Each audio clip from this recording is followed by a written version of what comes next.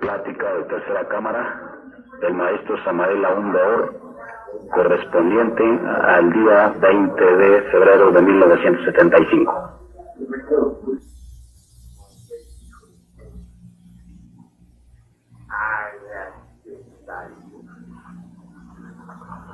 Y la luz fue ella. Esto no es algo que corresponde a un pasado remotísimo. No. Este tremendo principio genesíaco del primer instante no cambia de tiempo jamás. Es tan eterno como toda eternidad. Debemos tomarlo como una cruda realidad de instante en instante y de momento en momento. Recordemos nosotros a Goethe, el gran iniciado alemán. Antes de morir, sus últimas palabras fueron luz, más luz. Y murió. Entre paréntesis, Goethe está ahora reencarnado en Holanda. Tiene cuerpo físico, pero esta vez no tiene cuerpo físico masculino, ahora tiene cuerpo físico femenino. Está casado con un príncipe holandés, ahora es una dama holandesa de alta alcurnia.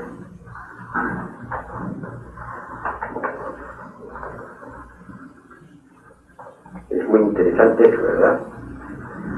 Bueno, continuando hacia adelante con lo que hemos empezado, esto de hacer la luz es importante. Porque mientras uno vive en tinieblas, anhela uno la luz, la quiere. La persona que está metida en un socavón, entre las tinieblas, en un subterráneo, lo que más anhela es luz. Bueno, la esencia es lo más digno, lo más decente que tenemos en nuestro interior.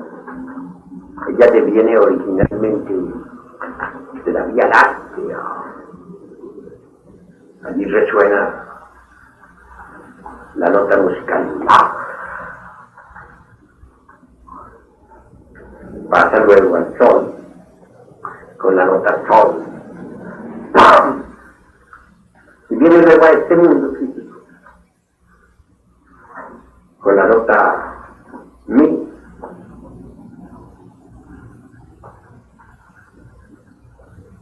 Es bella la esencia. Dijéramos, una fracción del principio humano, crístico de uno, que es el alma humana, ¿no? Que normalmente mora en el mundo causal. Por eso, con justa razón, se dice de la esencia crística, o de la conciencia crística, y se dice que nuestra conciencia en Cristo podrá ser salvada, etcétera, etcétera. Todo eso es cierto, todo eso es verdad. Pero lo grave de nuestra conciencia, de nuestra esencia, es que siendo tan preciosa, poseyendo dones tan maravillosos, poderes naturales tan preciosos, está metida pues entre todos esos elementos indeseables, subjetivos, que desafortunadamente cargamos en nuestro interior. Es decir, está metida en, hablando en síntesis, un calabozo. Si la quiere la luz, ¿cómo? La anhelamos, no hay quien no anhele la luz. A no ser que ya esté demasiado perdido, cuando uno tiene alguna inspiración, desea la luz. Y pues tiene que hacerla. Esto de hacer la luz es muy grave, porque implica destruir. receptáculos, calabozos, o hablando en fin que es el antro negro donde está metida, para rescatarla, liberarla, extraerla de ahí, al fin de quedar uno como debe quedar, como una persona iluminada, como un verdadero vidente, como un verdadero ser luminoso. Gozar de esa plenitud que por naturaleza nos corresponde y a la que tenemos verdaderamente el derecho. Que lo que sí sucede es que se necesita un heroísmo, una serie de actos de heroísmo tremendo para poder libertar nuestra alma, para poderla sacar del calabozo donde está metida, para poderla robar a las tinieblas. Esto que estoy diciendo pues, sería interesante si ustedes lograran comprenderlo de verdad conscientemente, porque podría darse el caso de que escuchando no escucharan o no midieran, dijéramos, el sentido de las palabras que estoy diciendo. Hay que saber valorar estas palabras para entender pues lo que estoy afirmando. Rescatar al alma, sacarla de las tinieblas, es hermoso, pero no es fácil. Lo normal es que permanezca prisionera. Y no podrá uno gozar de una iluminación auténtica en tanto la esencia, la conciencia, el alma estén ahí embotelladas, esté prisionera. Eso es lo grave. Entonces, se necesita forzosamente destruir, desintegrar heroicamente, con un heroísmo superior al de Napoleón en sus grandes batallas, o superior al de Morelos en su lucha por la libertad, etc.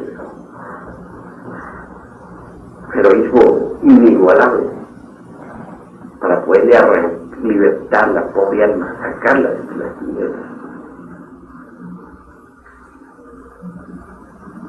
Se necesita ante todo, como les decía en la pasada ocasión aquí a nuestros hermanos Oscar y Evelyn, de conocer pues las técnicas, los procedimientos que conduzcan a la destrucción de esos elementos donde el alma esté embotellada, prisionera, venga la iluminación.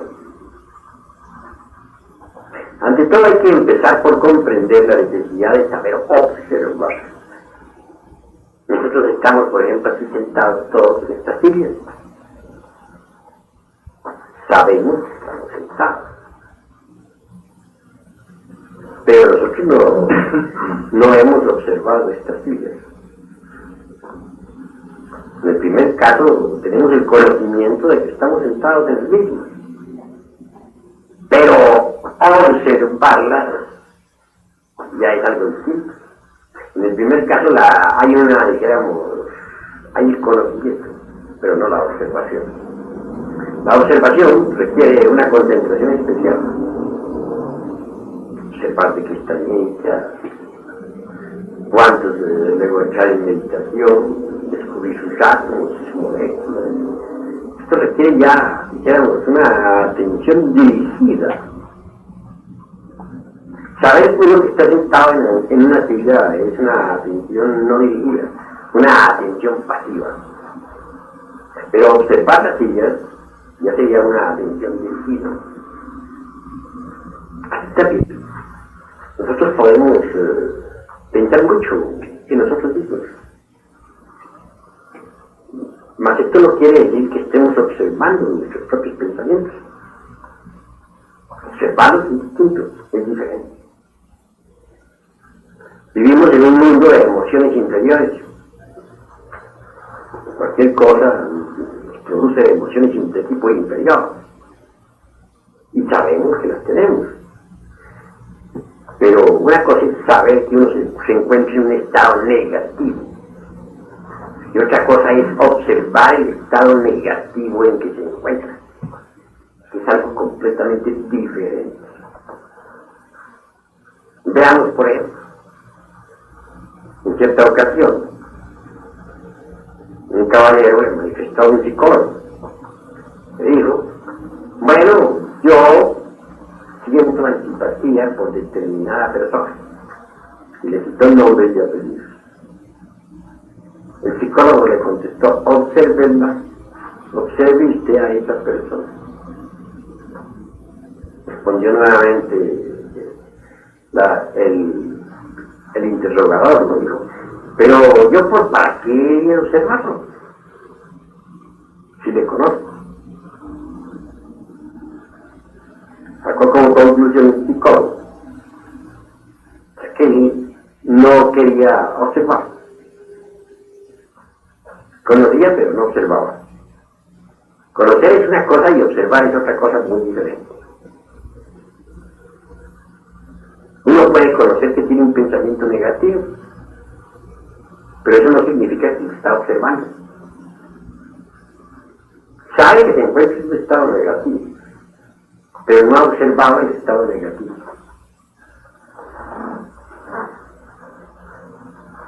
En la vida práctica vemos nosotros que dentro de nosotros hay muchas cosas que deberían causarnos vergüenza. Comedias, ridículas, cuestiones interiores, protestas, pensamientos morbosos, etc. Saber que se tienen no es haberlos observado.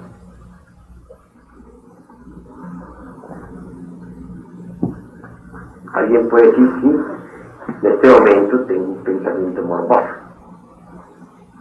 Pero una cosa es saber que lo tiene y otra cosa es observarlo. Totalmente diferente. Así pues, si uno quiere llegar a eliminar tal o cual elemento psicológico indeseable, primero que todo tiene que aprender a observar con el propósito de obtener un cambio. Porque ciertamente si uno no se aprende a auto-observar, cualquier posibilidad de cambio se hace imposible.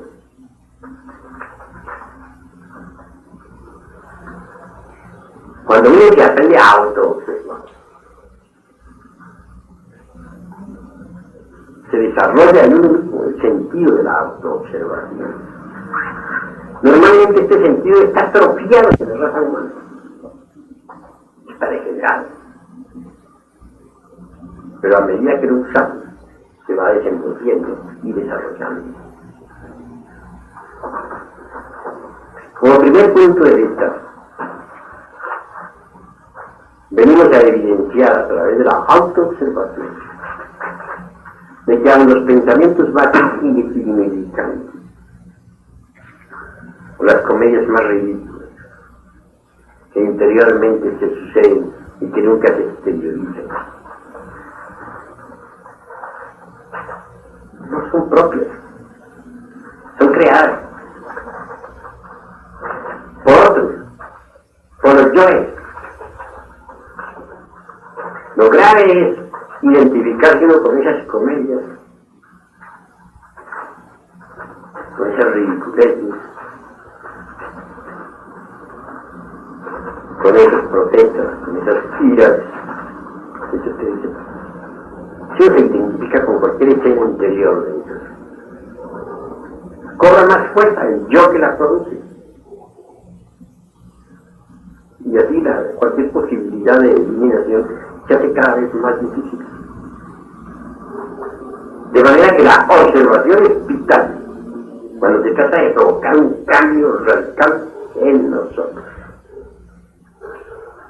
Los distintos yoes que viven en el interior de nuestro psiquis son muy astutos, muy sagaces. Apelan muchas veces al rollo ese de recuerdos que cargamos en el centro intelectual.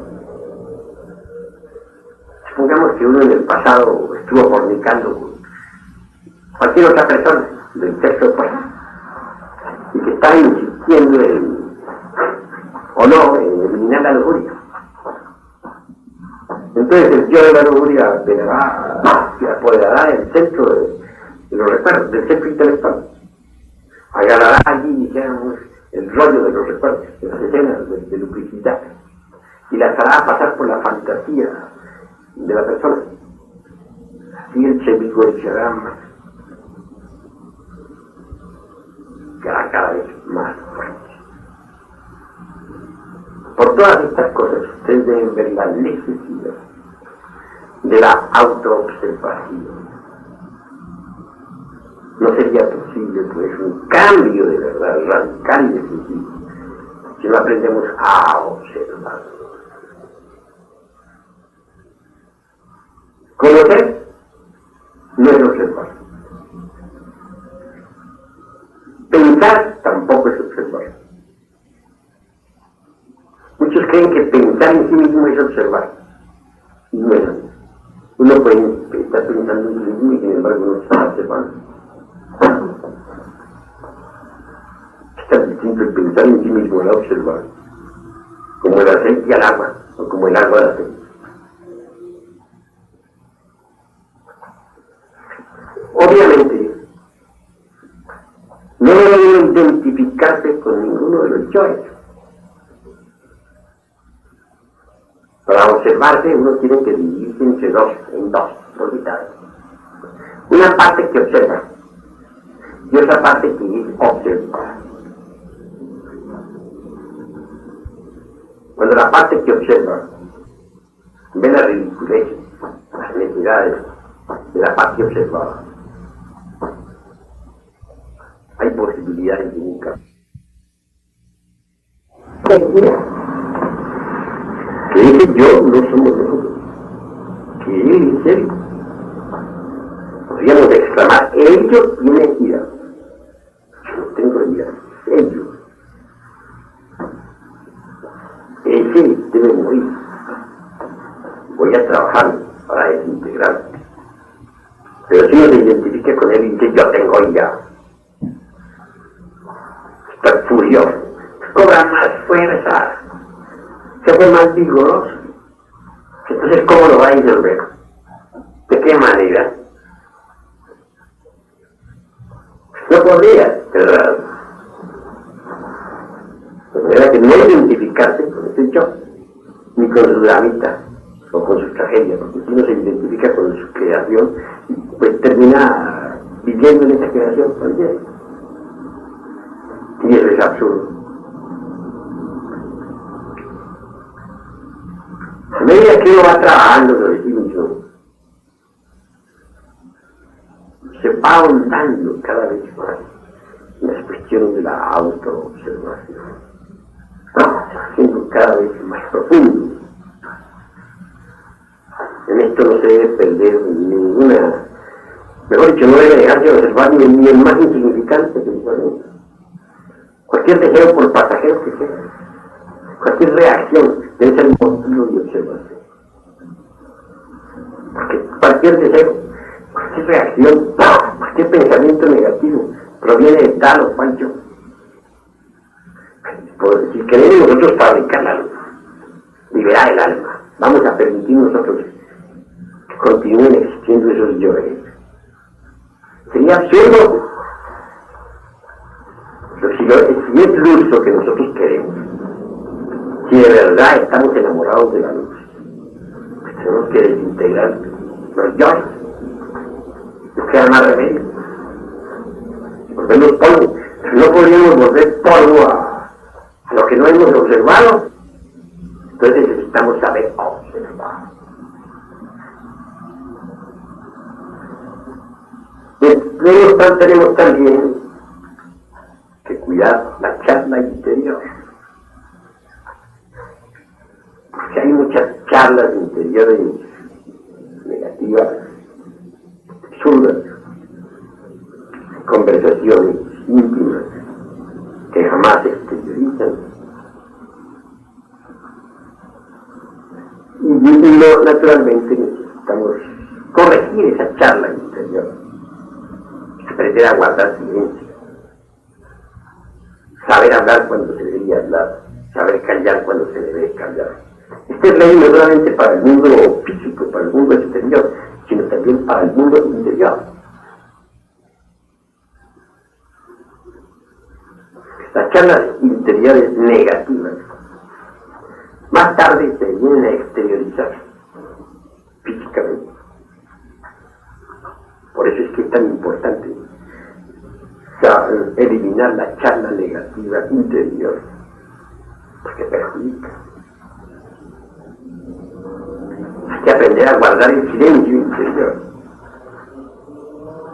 Normalmente se entiende por silencio mental, cuando uno vacía la mente de toda clase de pensamientos, cuando uno logra la quietud y silencio de la mente a través de la meditación, etc. Pero hay otra clase de silencio. Supongamos que se nos presenta ante nosotros un caso de juicio crítico con relación a un semejante, y sin embargo mentalmente guardamos silencio. No juzgamos, no condenamos. Pero nos callamos tanto externamente como internamente. En este caso, pues, hay silencio interior. Los hechos de la vida práctica, al fin y al cabo, deben mantenerse en íntima correspondencia con una conducta interior perfecta. Cuando los hechos de la vida práctica pues concuerden con una conducta interior perfecta, señal de que ya vamos nosotros creando en sí mismos el famoso cuerpo mental. Ponemos las distintas partes de un radio, por eso, de una grabadora de estas, por ejemplo, sobre una mesa. Hoy no sabemos nada de electrónica, pues tampoco podremos captar las distintas vibraciones insonoras que pululan en el espacio. Pero sí, mediante la comprensión, unimos las distintas partes. Tenemos el radio, tenemos el aparato que puede captar sonidos que de otra forma no captaríamos. Así que aquí también las distintas partes de estos estudios, de este trabajo, se van complementando entre sí para venir a formar un cuerpo maravilloso, el famoso cuerpo de la mente. Este cuerpo nos permitirá captar mejor todo lo que dentro de nosotros mismos existe. Desarrollará en nosotros más el sentido de la autoobservación íntima. Y eso es bastante importante. Así pues, el objeto de la observación es realizar el cambio dentro de nosotros. Promover un cambio verdadero, efectivo. Una vez que nos hemos vuelto, dijéramos, diestros en la observación de sí mismos, entonces viene el proceso de eliminación, de manera que hay propiamente tres pasos en esta cuestión. Primero, la observación. Segundo, el juicio crítico. Y el tercero ya es propiamente la eliminación de tal o cual yo psicológico. Al observar un yo, debemos verlo cómo se comporta en el centro intelectual. ¿De qué manera? Conocerle todos sus juegos con la mente. Segundo, ¿en qué forma se expresa a través del sentimiento en el corazón? Y lo tercero, descubrir su modo de acción en los centros inferiores, motor, instintivo, sexual. Obviamente, en el sexo, un yo tiene una forma de expresión. En el corazón tiene otra forma. En el cerebro, otra. En el cerebro, un yo se manifiesta a través de la cuestión intelectual. Razones, justificaciones, evasivas, escapatorias, etcétera, etcétera, etcétera. En el corazón como un sentimiento, como afecto, como un amor aparente, muchas veces cuando es cuestión de lujuria, etc. Y en los centros motor, instintivo, sexual, tiene esa forma de expresión, como acción, como instinto, como impulso lascivo, etc. Por ejemplo, citemos un caso concreto. Lujuria. Un yo de lujuria ante una persona del sexo opuesto. La mente puede que se manifieste con pensamientos constantes. Podría manifestarse en el corazón como un afecto, como un amor aparentemente puro y limpio de toda mancha. Hasta tal grado que podría uno perfectamente justificarse y decir, no, yo no siento lujuria por esta persona, que lo que estoy sintiendo es amor. Pero si uno es observador, que pone mucho cuidado a su máquina y observa al centro sexual, viene a descubrir que en el centro sexual hay cierta actividad ante esa persona. Con eso viene a quedar evidenciado que no está el afecto o el amor, dijéramos, no está el amor por esa persona, sino que lo que hay es lujuria. Pero vean cuán fino es el delito. Una lujuria puede perfectamente disfrazarse con el corazón, con el amor, con poner ver, etcétera, etcétera. Pero es lujuria disfrazada. Si uno es cuidadoso y observa esos tres centros de la máquina, puede evidenciar que se trata de un yo. Ya descubriendo que se trata de un yo, habiéndole conocido sus manejos en los tres centros, ya el intelectual, corazón, sexo, entonces procede uno a la tercera parte. ¿Cuál es la tercera parte? La ejecución. Esa parte final del trabajo, ¿no? Ejecución. Entonces tiene uno que apelar a la oración en el trabajo. ¿Qué se entiende por oración en el trabajo? La oración en el trabajo debe ser hecha sobre la base de la íntima recordación de sí mismo. En alguna ocasión dijimos que hay 4 niveles de hombres, o 4 estados de conciencia, para ser más claro, 4 estados de conciencia. Un primer estado de conciencia es el del sueño profundo e inconsciente, que una persona de un ego que dejó su cuerpo dormido en la cama, pero ambula en el mundo molecular en estado de coma, es el estado inferior. Un segundo estado de inconsciencia es el del soñador que ha regresado a su cuerpo físico y que cree que está en estado de vigilia. En este caso sus sueños continúan, solo que está con el cuerpo físico en estado de vigilia. Claro, es más peligroso este tipo segundo de soñador, porque puede matar, puede robar, puede cometer crímenes de otra especie. En cambio, en el primer caso del soñador, que es más infrahumano, no puede hacer nada de estas cosas. ¿Cómo podría hacerlo? ¿Cómo podría hacerlo? Cuando el cuerpo está pasivo para sus sueños, esa persona no puede ocasionar daños a nadie en el mundo físico. Pero cuando el cuerpo está activo para los sueños, la persona puede hacer mucho daño en el mundo físico. Por eso es que las Sagradas Escrituras insisten en la necesidad de despertar. Si una persona, si estos dos personas, dos tipos de personas, las que se encuentran en, dijéramos, el estado de inconsciencia profunda, o aquellos que siguen soñando y tienen su cuerpo activo para los sueños, hacen oración, pues en semejantes dos estados tan infrahumanos, no puede resultar en un estado negativo. La naturaleza responde, por ejemplo, un inconsciente, un dormido hace oración para chupar un negocio. Pero puede que sus yoes son tan innumerables, no estén de acuerdo con lo que él está haciendo, porque Tan solo uno de los yoes está haciendo la oración y los otros no han sido tenidos en cuenta. A los otros puede que no les interese tal negocio, que no estén de acuerdo con esa oración. Y hagan una oración exactamente lo contrario, para que ese negocio fracase, porque no están dispuestos.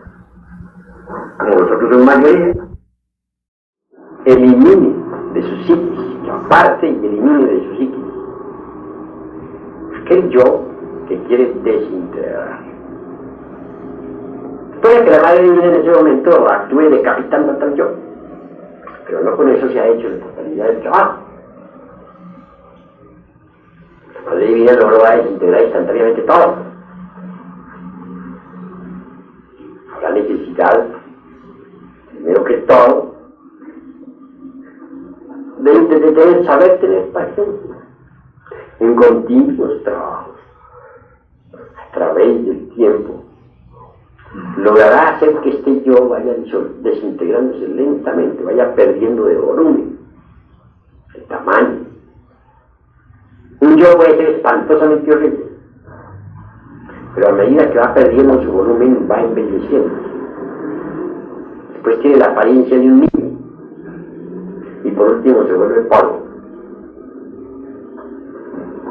Cuando ya se ha vuelto polvo, la conciencia que estaba metida, embotellada, embutida en tres sentidos, ha sido liberada. Entonces la luz ha aumentado. Es un porcentaje de luz que ha quedado libre. Así podemos proceder con cada uno de los yoes. El trabajo es largo, dispendioso y muy denso. Muchas veces cualquier pensamiento negativo, por insignificante que sea, tiene por fundamento un yo antiquísimo. Por eso es que un pensamiento negativo que llegó a la mente nos indica, de hecho, que hay un yo detrás de ese pensamiento. Y que ese yo debe ser extirpado, erradicado de nuestras vidas. Hay que estudiarlo, conocer de sus manejos, cómo se comporta en los tres centros, en el intelectual, en el emocional y hablando en síntesis en el instintivo motor sexual. ¿De qué manera trabaja en cada uno de estos tres centros? De acuerdo con su comportamiento uno lo va conociendo. Cuando uno ha desarrollado el sentido de la autoobservación, viene a evidenciar por sí que algunos de esos yoes son espantosamente horribles. Son verdaderos monstruos, deformes, horripilantes, macabros, que viven, existen